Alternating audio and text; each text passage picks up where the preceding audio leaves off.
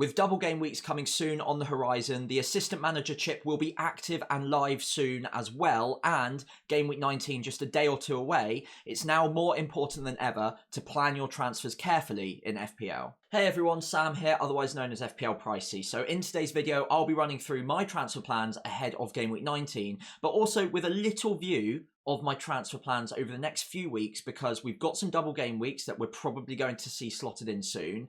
And of course, the assistant manager chip is live and active from game week 24 onwards. If you enjoyed today's video, I'd really appreciate it if you could just leave a like and subscribe to the channel so you don't miss out on any future content, but it's also really helpful to me, obviously. In the meantime, a quick summary of where my team's at ahead of game week 19. I'm filming this on Thursday morning, that's the 27th, if you've lost track of days around this festive period. It means that most of the games are done and dusted, but the Brentford-Brighton game, Brighton-Brentford, and the Arsenal-Ipswich game still haven't been played. So I'm on 45 points, having taken a -4 hit to bring in Trent. Now, obviously, that didn't pan out just yet, but the data was good.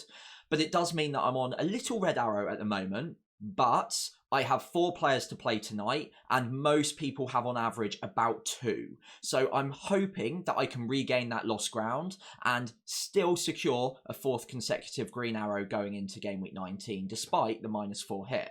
Now, today's video is obviously all about transfer plans, so I don't want to dwell too much on my game week performance so far. Let's have a look at what is available to me going into the next couple of game weeks. Now, so far, I've got 0.4 in the bank, only 1 free transfer this week. I'm willing to take a hit if I need to, but I don't think that's really necessary going into this game week in particular. I'm pretty well set up. Now, looking at my side at the moment, double Arsenal defence away at Brentford possibly isn't the optimal approach. Now, Brentford have been very good at home. They've only failed to score at home once so far this season. That was in the most recent game week against Nottingham Forest, of course. But what it does mean is that Brentford, even if they're going up against a strong defence, you'd still expect them to score. Now, I've got Brian Mbeumo at home to Arsenal. I plan on starting him this game week, despite the fact the fixture on paper looks quite difficult, because I have so much belief that Brentford will be able to break down that Arsenal defence at home. Now, that does leave me with a little bit of a situation, given that I've got Raya and Gabriel. Obviously, I've got no backup keeper that's starting, so Raya away at Brentford might not be ideal, although he's not been too bad overall. Gabriel as well has great set-piece threat, so I'd be very hesitant to get rid of him just in general. But looking at the fixtures, there's definitely an argument to say that you could go without double Arsenal defence or remove Arsenal defenders, goalkeepers, if you really wanted to. Now, over the next few game weeks, obviously Ipswich hasn't been played yet. That's game week 18. We don't need to worry about that. After that, we go into a run of Brentford, Brighton, both away from home, Aston Villa and Spurs, or Spurs-Aston Villa in that order, followed by Wolves away, who look a little bit better under their new manager, and then Man City in game week 24, who, although have been struggling, are still scoring goals. So that's not a great run for clean sheets. I'd still expect Arsenal generally to be doing quite well in those games and probably winning most of them. But in terms of clean sheets, those are lots of potent striking forces. You've got Brentford, Brighton, Spurs, Aston Villa and Man City are all good going forwards. So how many clean sheets are we really expecting there? Meanwhile, he's costing me 5.5 million, and although I don't usually like making goalkeeper transfers, there is one keeper that's really putting his hand up at the moment and saves me a little bit of money, but also gets me an additional double game week player for the future, and that is, of course, Jordan Pickford. Now, his form recently has been absolutely outstanding. As you can see, the last 4 game weeks, he's gotten serious point hauls for a keeper, and then even if you go back a bit further to game week 11, the data's looking good, as well as the returns. So, obviously, returning really well, lots of clean sheets in that period. I think it's 5 in the last 7 now. But the XGC per 90, really not bad. In fact, over the last few game weeks, there's a number of occasions where they've conceded less than 1 XGC across the game. Now, Man City 2, but that's bolstered a little bit by the penalty. Outside of that, 0.86 against Chelsea, 0.78 against Wolves, 0.73 against Man United, where they lost 4-0, which is kind of crazy when you think about it. Only 1.1 against Brentford, 0.83 against West Ham, 0.74 against Southampton. It's a good run. And over the season, 1.33 XGC per 90. Not bad at all. Now, obviously, Everton have a bit of a knack of keeping clean sheets at the moment, even against stronger opposition. Did so against Arsenal, did so against Chelsea, only conceded 1 against Man City. But the next few fixtures, whilst maybe on paper don't look the best, considering what they've already faced, I think there's a relatively good chance of clean sheets in a few of these. So Nottingham Forest and Bournemouth, wouldn't be crazy to suggest that Everton could keep a clean sheet in those, followed by Aston Villa, Spurs, Brighton, Leicester. It's not a bad run. And now, when you add into the fact that they've got the rescheduled Liverpool game, you can see it TBC at the bottom here, that needs to go in at some point relatively soon as well. And a lot of the smarter fixture guessers, let's say, are saying it should likely be put in either game week 24 or game week 25, which isn't too far now on the horizon. And if I wanted to make a goalkeeper transfer at all, it makes sense to do it earlier so I can avoid the Raya poorer fixtures for clean sheets, but also save the money sooner. That 0.6 can go a long way elsewhere in my side, and I can use that to boost other positions. So it is on my mind to make a goalkeeper transfer this week, although it might not be the sexiest thing to do, but it would save me another 0.6 and give me 1 million in the bank for future game weeks. So I really don't hate that. It sets me up for a future double game week, and I think that Everton's fixtures are ever so slightly better for clean sheets than Arsenal's are. Now, moving into the defence, there's not a ton I really want to do, to be very honest, but there are a couple of players that are clearly going to be taking my eye at the moment. So number one would be Munoz. So at Crystal Palace, he's been in good form recently. Obviously had the ban against Arsenal where they lost 5-1, so it's probably not the worst thing in the world that he missed that game. But a number of clean sheets recently, 2 in the last 5, and good attacking data. Now, the thing about Munoz that I absolutely love is, although the XGI per 90 is good, 0.23, almost all of that is front-loaded towards expected goal threat. Now, for a defender, that's obviously gold dust. You still get 3 points for the assist, which is fine, but you get 6 points for the goal, so it's way more important to have extra goal threat for a defender, and that's really rare for any defenders, especially fullbacks and wingbacks. So Munoz at under 5 million, 4.7, still a bargain, with good fixtures to come, and great XG data. He's appearing at the back post all the time. Every week he's seeming to get at least 1 or 2 shots away with about a 10 to 20% chance of a goal, as you can see.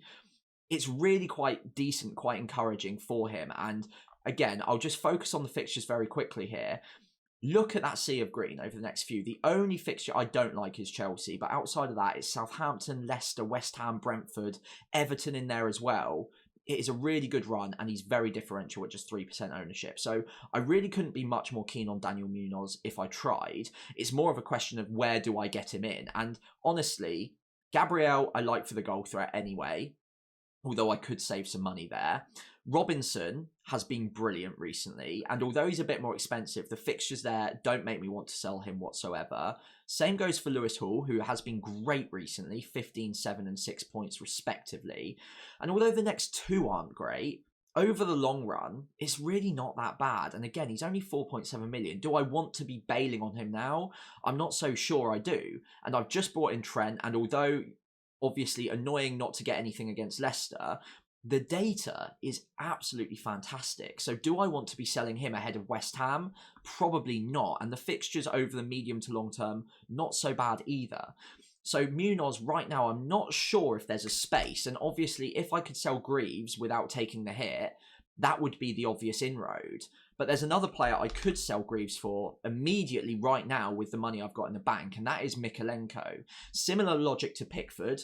Not very good on the attacking upside whatsoever, but it does get me an extra Everton player for a future double game week in about 5 or 6 weeks' time. And given that it would be the last player on my bench, and it just bolsters, it gives me an extra starting player, because Greaves has lost his place at the moment. I really don't mind it as a little upgrade just to shore up my backline, make sure I've got an extra asset, and obviously Everton have been keeping a lot of clean sheets recently, so I could play him in a few of the next few game weeks. Again, not a very sexy move, but it does help me forward plan for a future double game week. Given I've already got double Liverpool, it would be quite nice to also have an Everton player in there for the double game week. Now, moving into midfield, again, there's not a ton I really want to do, if I'm honest. Obviously, Palmer and Salah are going nowhere anytime soon. And Mbeumo, as I've mentioned, even though the fixtures coming don't look great on paper, lots of red there, but there are a lot of home fixtures. So Arsenal, Man City, Liverpool, all at home. And as I mentioned, Brentford have only failed to score at home once, and that was against Nottingham Forest in the most recent game week. Their attacking data at home is brilliant. And Mbeumo, I don't want to overcomplicate this whole process. He's a 90-minute man every single week. He never gets taken off early. He's on penalties. He's got good attacking data. And at times, he's playing out of position as a centre forward in a 3-5-2 for a pretty attacking side at home. So I don't really want to overcomplicate that, and I think Mbeumo can stay, even if there are other tempting options like Anthony Gordon, like Jarrod Bowen. I don't think there's any need for me to mix that up just right now. Now, the one player, if I was to sell in midfield right now, would probably be Antoine Semenyo, who has been very frustrating. The only 2 goals he's gotten in the last 12, 13 game weeks, I've benched him for both of them against Man United and Man City respectively. And again, it's annoying because the data is actually still pretty decent. 0.32 XG per 90, almost 0.5 XGI per 90. You'd be expecting an attacking return almost every other game week, and it's just not panning out that way at all. That being said, Fulham and Everton as the next 2 aren't terrible, and the data is still good, so I could hold on to him. Now, if I was to sell him, the players that I'd be looking at have to be obviously 6 million and below. Ismail Assar, similar to Daniel Munoz, has great fixtures. Southampton at home as an inroad straight away is very, very positive. And then again, just a reminder, the fixtures coming are very, very decent too. So it's a sea of green, very playable in all of those, even in the Chelsea game. And I can do it without the hit as well. So Sarr is very tempting. Another player that I'd sold recently, but I could go back to if I wanted to, is Morgan Rogers. The data's not bad, but again, it's not any better than Semenyo's, although he is a little bit cheaper. The thing for Rogers is the fixtures coming are pretty good. So Brighton and Leicester both at home, both very leaky. And then there's only one difficult fixture in the next 6 or 7, and that's Arsenal away. Other than that, you can easily play him all the way through to game week 26, arguably through to 28, 29. So if you've got him already, you're not looking at selling him, even though he disappointed against Newcastle. He's going to tick along nicely at under 5.5 million. And honestly, I kind of regret selling him over Semenyo right now. The other player I could be looking at would be Jacob Murphy. Now, if I just bring up Murphy very quickly, Jacob Murphy has been being brought off early quite a lot this season, and in fact almost never. I think he's played 90 minutes once, maybe twice this season so far.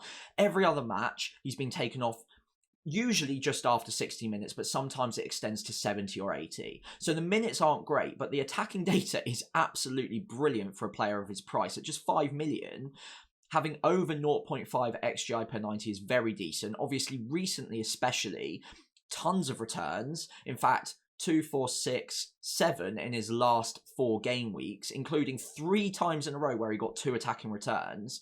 And a bit like Isak, there's just no way you'd want to sell him if you had him right now. The data's good. Obviously, the minutes could be better, but he's starting weekly. And the way Newcastle are performing right now, there's no reason why they'd be mixing up the starting 11. That's 3 games in a row now where they've won with a clean sheet by over 3 goals or 3 goals or more. Obviously, 2 of those against promoted sides, but the recent one against Aston Villa is very impressive. Jacob Murphy could be a really good differential at a very good budget price. For me, I do prefer the likes of Morgan Rogers because he's got the expected minutes a little bit higher. And over a long run average, I always back the players with the better minutes, as long as there's even comparable data. Murphy has been great though, so if you wanted to go differential, I don't mind him as an option at all. Finally, looking at my forward line, there are issues arising there. Of course, we don't know how João Pedro is going to do tonight against Brentford just yet, but he has been pretty annoying recently, and if he was any more than 5.8 million, I might be more strongly considering getting rid of him. Now, there are two issues that make me not too bothered about getting rid of him right now. Number one is the fact that at the end of the day, he's under 6 million forward with penalties. Now, he's got 90 minutes twice in a row now, so he's back up to full fitness. You never know, he could always get a benching at a random point, but he is very important to what Brighton do going forwards. The other thing is that really at this sort of price point, if I just bring up all of the forwards in the game right now, there's not really a lot of players that you can be looking at bringing in for João Pedro in and around that price. Now, obviously, I bought him when he was a bit cheaper. I've only got 5.6 million saved up in him. And so I'm looking at strikers who are 6 million and below. Now, Evan Nilsson, a bit like Semenyo, the fixtures are kind of running out. He got benched, obviously, against Crystal Palace. The form's been really quite dire recently as well. 5 games in a row now without anything. Wissa, I've already gotten Burmo. The fixtures aren't great either, so doubling up might not be a great idea. I can't quite afford it without a hit either. Strand Larsen, honestly, there's no way I'm going anywhere near that at the moment. 5 games in a row as well without an attacking return. I'm just quite simply not going there. Raul Jimenez, I was never that tempted by him. He got benched against Southampton, obviously played against Chelsea, but always brought off early. And because every now and then he does get rotated with Muniz, who, by the way, scored again, it is a problem moving forwards, and I'm not sure I could rely on him starting every week. Duran would have been interesting, but he's got the red card, so he's obviously can't play in game week 19, and there's no way I'm going for an Everton forward either. Delap, nor him, not that tempting, honestly. Obviously, we'll see how he gets on tonight against Arsenal, but the fixtures moving forward are not anywhere near good enough for me to be considering an Ipswich forward. So that basically means that João Pedro is kind of the best of a bad bunch right now, and because he's on penalties, because he's in a good attacking side, I do back him to come good eventually. And although he's frustrating, I think when you are playing around with a player at under 6 million, you're not expecting an attacking return every other week or every week. You're expecting it maybe to drip in every now and then. And honestly, he's got everything going for him that I'd want in a player of that kind of price point. So I'm not looking at selling him right now unless I did a massive reshuffle and I could upgrade him to a much more expensive forward. Now, the one player in my forward line who is tempting me to get rid of at the moment is Nicholas Jackson, who again hasn't returned in the last 2 game weeks, only won in the last 5 now, including a benching against Southampton. Now, the problem moving forward, again, the minutes aren't looking that fantastic right now. He's getting brought off early in most of the matches. And when the form is also not that great, there's always that nagging doubt, I guess, in the back of your mind that he could get rotated in any given week. And Nkunku could come in, João Felix could come in, they could play a different system altogether. And although he's led the line well over the season, there could be an issue moving forwards where maybe he misses the Ipswich game because it's effectively a midweek game in terms of the 3 games in 1 week. It's the middle of the 3. He could get rotated like he did against Southampton the last time they played 3 Premier League games in 1 week. So it is a worry, but looking around, there's not, again, really that many forwards that I'm like, I need to very quickly dive on ahead of Nicholas Jackson. Now, Cunha would be the obvious one, because he's been brilliant recently. 4 attacking returns the last 3 game weeks. But the fixtures aren't good going forwards. I wouldn't even let that put me off. I would still go there if we didn't have the impending ban. Now, we don't know whether or not he's going to get banned anytime soon, whether or not the ban's going to be lengthy, or whether it's just going to get called off altogether. But with that hanging over him, it does make it very difficult for anyone who doesn't own him to start buying him now. And really, if you've already got him, you're absolutely laughing, because there's no way you're selling him ahead of Spurs, who have been really poor defensively recently, who have got a very shaky back line with a lot of injuries. But nobody in their right mind is going to be buying a forward that, even before we get to game week 19, could get suspended. Now, with all of that in mind, if you've got him, you hold him, no doubt, unless you hear otherwise. But I can't buy him. There's no way I can buy him knowing that he could get banned any day now. So That basically means he's off the cards for me. Now, Chris Wood is another player that I'm definitely interested in, but it's 3 games in a row now without any attacking returns, no shots on goal against Spurs, who they did obviously beat, but not encouraging at all for Chris Wood. The next three of the next 4 fixtures are looking really decent, though. So Everton, Wolves and Southampton, 3 teams that, okay, Everton have been quite decent lately, but 3 teams that are generally struggling towards the bottom of the league. Forest are obviously flying high in the top 4 right now. I could go back to Chris Wood and save a bit of money, and he's probably my favoured forward option to replace Jackson with if I was to make a move. Outside of that, Solanke would be maybe the statistical pick. Again, not bad fixtures coming. I would say 4 of the next 5 are pretty decent, but he's not really been in inspiring form recently, although, to be fair, 4 attacking returns in the last 4 game weeks. I think the problem with Solanke and Spurs generally is you never know where the goals or the assists are coming from. Even though they've got great data, they could come from any one of their forward 4, and because of that, the bonus points are also shared as well. So, as you can see, really interesting fact on Solanke here. In 3 of the last 4 game weeks, he's returned, but in none of those games, he's got any bonus points whatsoever. So there is limited upside for a player like him, because even if he gets a return or 2, he got 2 against Liverpool, and he still didn't even get bonus points. So what has this player got to do to get a really big haul? Well, he's got to almost do what he did against Aston Villa and get 3 attacking returns in 1 game to get the bonus points. So the upside is fairly limited on a player like Solanke, or at least it has been so far. So again, I'm tempted to go back there because he's 90 minutes pretty much every week. He is returning pretty well and there are good fixtures, but I'm not saving tons of money there, and the upside is limited because of the lack of bonus points. So I'm a little bit scared off of that, really, in truth. And maybe Jackson, although there is a risk, there's enough still going for him that I could continue to have him in my side and just hope that he does continue to start games, even if he is getting taken off 10-20 minutes early. Now, one final player that is tempting me is Ole Watkins, if I could get there quickly. Sadly, I can't, so I'd have to take a hit to do so. But obviously, 4 benchings now in a row, not great viewing. The one asterisk there is John Duran obviously got the red card, so you'd think that Ole Watkins comes straight back into the starting lineup, and there couldn't really be a better time for that, considering the next few fixtures include 2 great home games against Brighton and Leicester, followed by Everton, West Ham, Wolves, Ipswich. Obviously, Arsenal aside, it's a great run, and Ole Watkins, across the season, the data's really good. It's just the last few game weeks, he hasn't been starting games.